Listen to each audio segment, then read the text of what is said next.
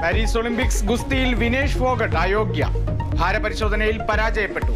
അനുവദനീയമായതിലും 100 gram കൂടുതൽ ഭാരം. പ്രതിഷേധവുമായി ഇന്ത്യ. ഫോഗട്ടിന് തിരിച്ചുവരാൻ കഴിയുമെന്ന് പ്രധാനമന്ത്രി.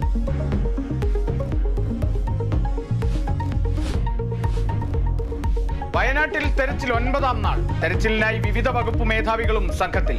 DNA പരിശോധനയ്ക്കായി കാണാതായവരുടെ ബന്ധുക്കളുടെ രക്തസാമ്പിൾ ശേഖരിക്കും. ഇനി കണ്ടെത്താനുള്ളത് 152 പേരെ. സൺറൈസ് വാലി ദൗത്യം ഇന്നും തുടരും.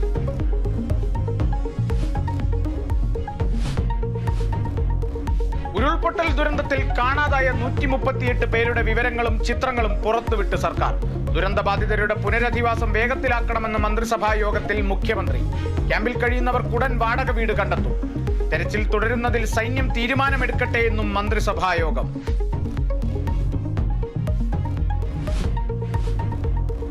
എട്ടാം ക്ലാസ്സിൽ ഇനി മുതൽ ഓൾ പാസ് ഇല്ല. ജയിക്കാൻ മിനിമം മാർക്ക് നിർബന്ധമാക്കും. വിദ്യാഭ്യാസ കോൺക്ലേവിന്റെ നിർദ്ദേശം അംഗീകരിച്ച് മന്ത്രിസഭ. അടുത്ത വർഷം മുതൽ 9ാം ക്ലാസ്സിൽ മിനിമം മാർക്ക് കൊണ്ടുവരാനും തീരുമാനം.